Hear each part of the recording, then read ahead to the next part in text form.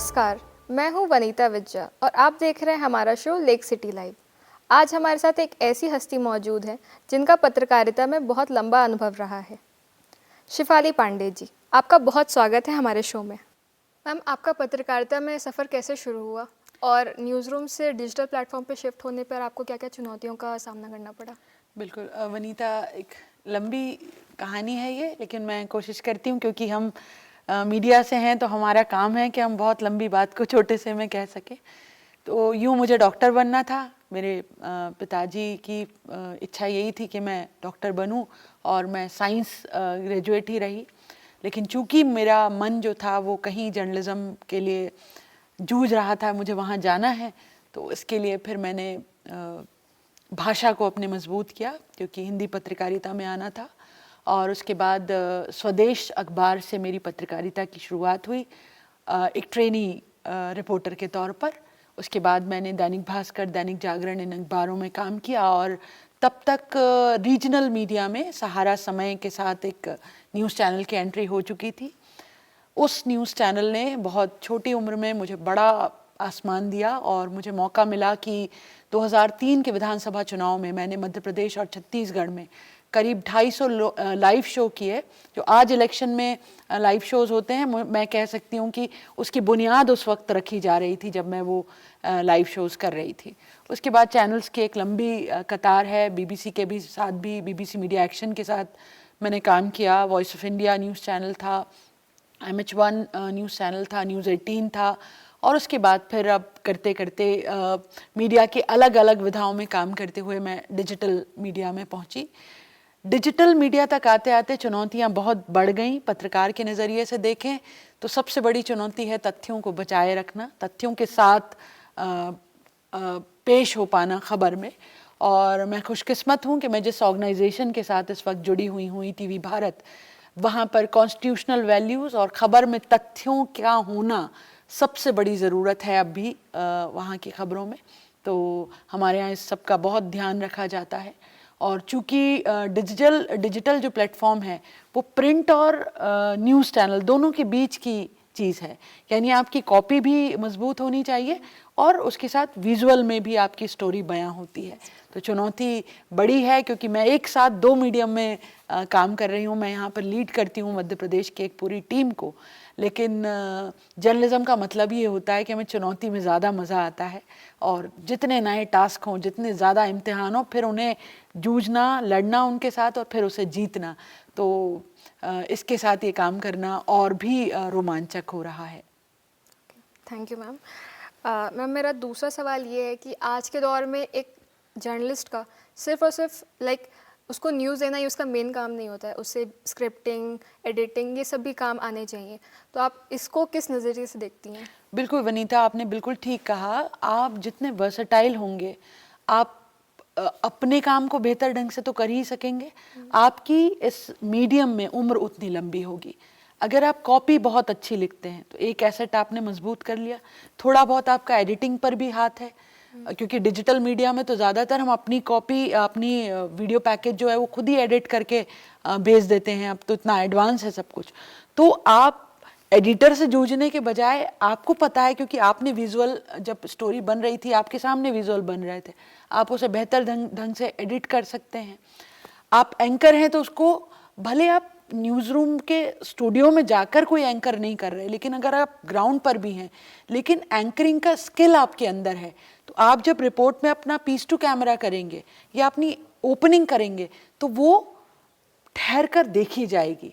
तो मुझे ये लगता है, हालांकि ये हो पाना थोड़ा मुश्किल होता है कि आप सारे जितने इसके अलग अलग हिस्से हैं मीडिया के, उसमें उतने ही शानदार ढंग से काम करें। एक कोई हिस्सा होता है जिसमें आप बहुत मजबूत होते हैं और बाकी को ठीक ठीक चला लेते हैं। तो इसी तरह का होना चाहिए। अगर बाकी के हिस्से आपको ठीक ठाक आते हैं तो आप कम से कम अपने कैमरामैन को बता सकेंगे, अगर आपको उसकी नॉलेज है तो।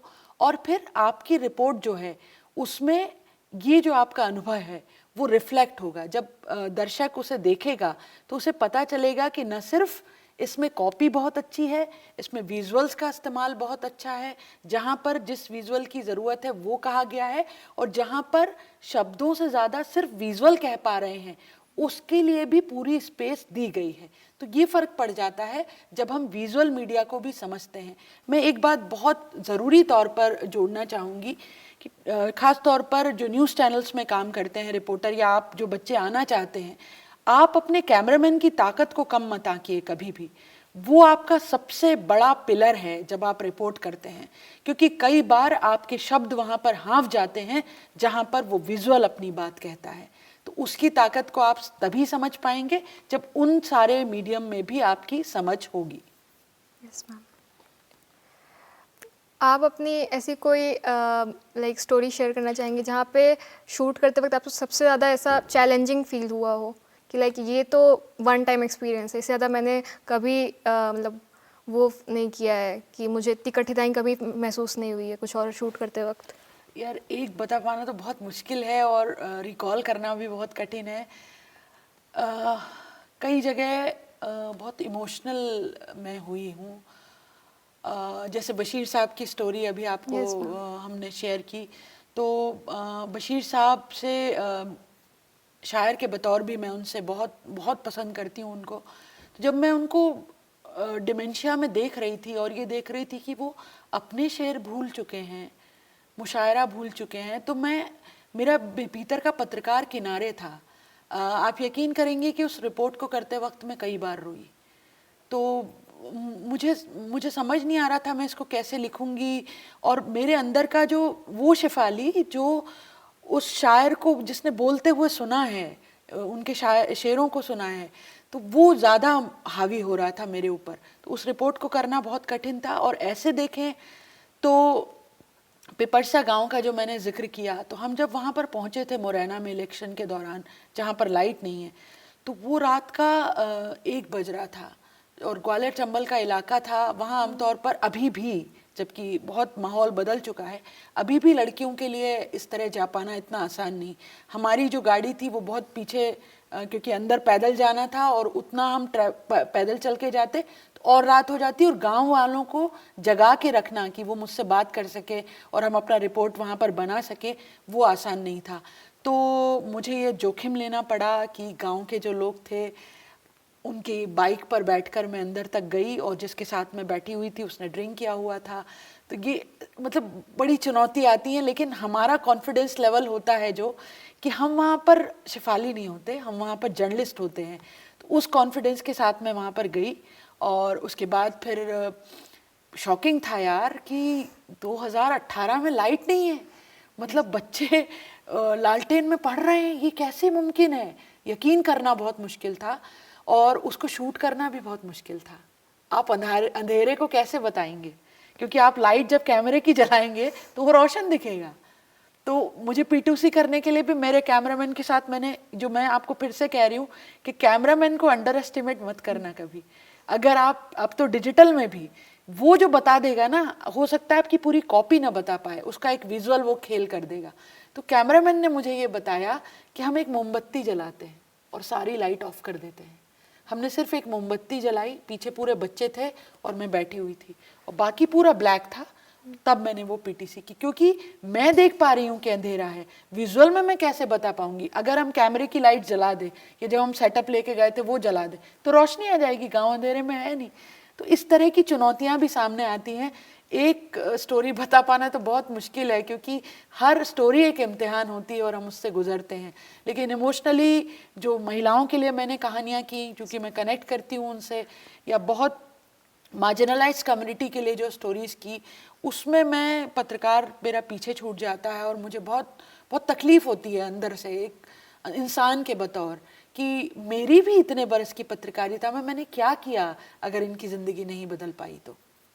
Right ma'am.